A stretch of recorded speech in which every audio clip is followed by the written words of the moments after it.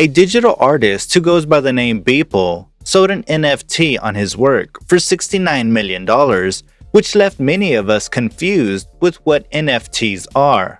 Well, today, let's find out just that. Welcome to Fix Your Finances, Build Financial Wealth.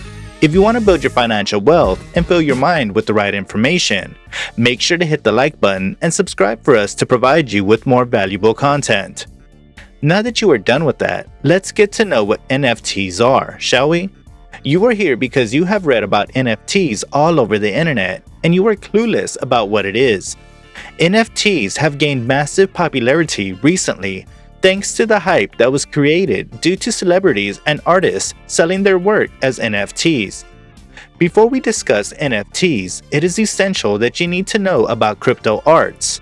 In the physical world, we have physical artworks made by artists, and you can buy the original hard copy if you are into that sort of thing.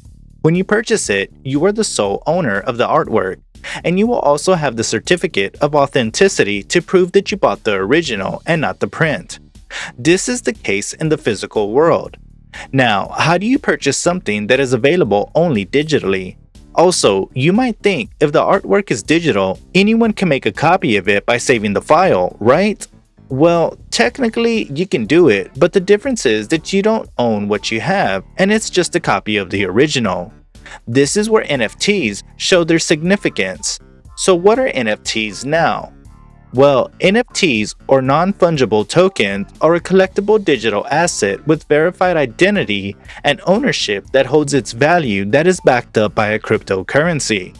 The identity and ownership verification is done using the same technology that deals with cryptocurrency, that is the blockchain technology.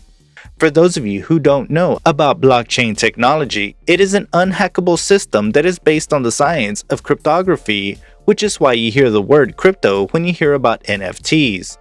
You can say NFTs are digital tokens, much like cryptocurrency.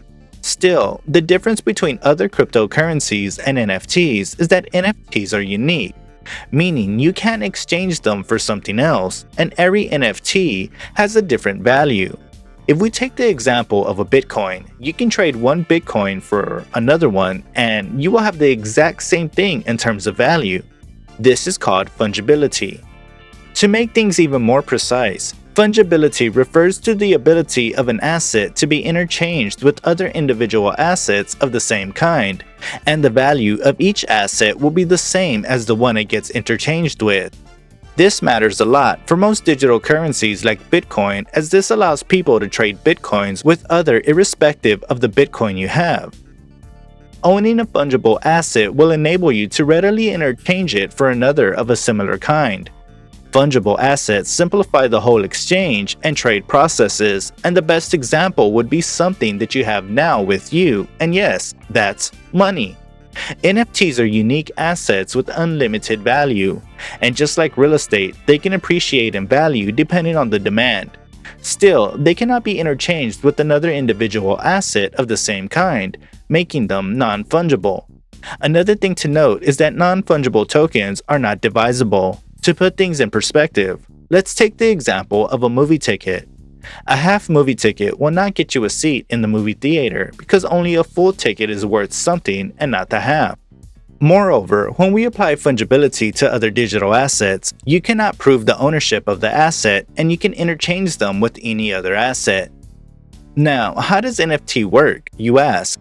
Well, like we mentioned earlier, NFTs are digital certificates that can be bought or sold just like anything else. But with NFTs, you also receive ownership of the product and you are the only owner for that given NFT. All thanks to the blockchain technology. NFTs are a part of the Ethereum blockchain currently, so they are those individual tokens with some extra information stored in them. The most important part is that extra information that may include videos, art, or music available as JPEGs, MP3s, etc. Ethereum allows the digital art to be tokenized and for the ownership to be safely stored using a decentralized, open-source blockchain featuring smart contract functionality. This means the traditional role of a middleman for selling the art is now also digitized. These smart contracts are made up of a particular specific code that contains all the necessary information and handles all the important actions relating to an NFT, such as its verification and transfer. These actions constitute the foundation of Ethereum's ERC-721 protocol, wherein the uniqueness of an NFT is defined by the information stored within the NFT's metadata.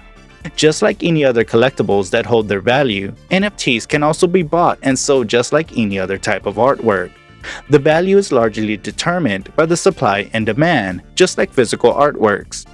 Just like we have so many copies of the physical artworks available everywhere, artworks sold as NFTs will have their copies made, but that doesn't mean you own the asset, and most importantly, replicas don't have the value of NFTs.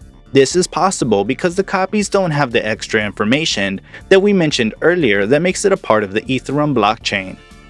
NFTs are created by uploading files such as digital artwork to an auction market of your choice. Just like any other form of art, NFTs are not mutually interchangeable, making them more like collectible items. Anyone can create, buy and sell an NFT, and these assets are stored securely in an encrypted peer-to-peer network, which makes it really difficult for cybercriminals to hack or tamper the system. NFTs only exist in their digital form, which you can buy and own, and the best example for this would be, well, you guessed it, artworks and music. NFTs are trending now, thanks to the many recent trades that even include a tweet. Yes, you heard it right. Twitter CEO Jack Dorsey sold his first ever tweet for 1,630.58 Ether, worth $2.9 million at the time of sale, as an NFT, to Sina Estavi, CEO of the blockchain company Bridge Oracle. Billionaire entrepreneur Mark Cuban is developing an online art platform that allows its users to present digital art or collectibles. The art piece titled Every Days, the first 5,000 days, representing a collection of 5,000 digital art pieces, was sold for a whopping $69 million. The price for the work jumped from $15 million to over $69 million in under 30 minutes. NFTs can also be used to represent in-game assets that are controlled by the user instead of the game developer. NFTs also allow assets to be traded on third-party marketplaces without permission from the game developer. NFTs can represent collectibles like card collections, but in a digital format. In February 2021, a LeBron James Slam Dunk NFT card on the NBA Top Shot platform sold for $208,000. Now you might think about why and how NFTs are valued in such a huge amount. Well, because of its scarcity and non-fungible nature, NFTs are unique and attract collectors and artists alike to get a chance to own or sell a piece of work directly. The same question can also be asked about paintings. Why are paintings worth so much? Well, because there are people willing to pay.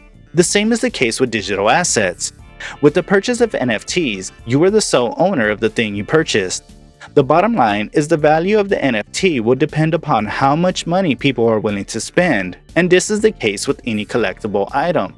The value is usually not attached to the object itself, but it is marketed to those people who find it valuable, which make the value a shared belief. NFTs have gained a lot of popularity recently, and this could be the next big thing for artists, resellers, collectors, and even gamers, as it allows them to have ownership of their digital assets.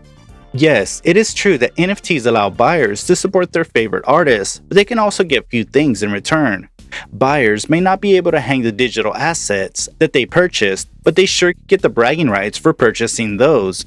Also, you could resell the asset you purchased for a larger amount too. If you're into those kind of things, then NFT purchases are the way to go. It is undeniable that blockchain technology and its digital assets are changing everything about trade in general. As a result, NFTs are also a part of this positive growth. However, just like other examples in history, certain valuations may see the need for future corrections depending on socioeconomic desires and the chance of a bubble. Every generation has its own trends of doing things money-related, and when we consider NFTs, we believe it could carve its own niche for our current generation, which is very evident from the popularity of NFTs among younger generations. But whether this generation will have the economic power to purchase or find a use for them in the future is a question that is both economically and socially relevant. Well, like most things money related, only time will tell. With that, we have come to the end of our video. Let us know in the comments below if you would buy an NFT. Make sure to subscribe and follow us on Instagram at fixyourfinances_. See you next time at Fix Your Finances.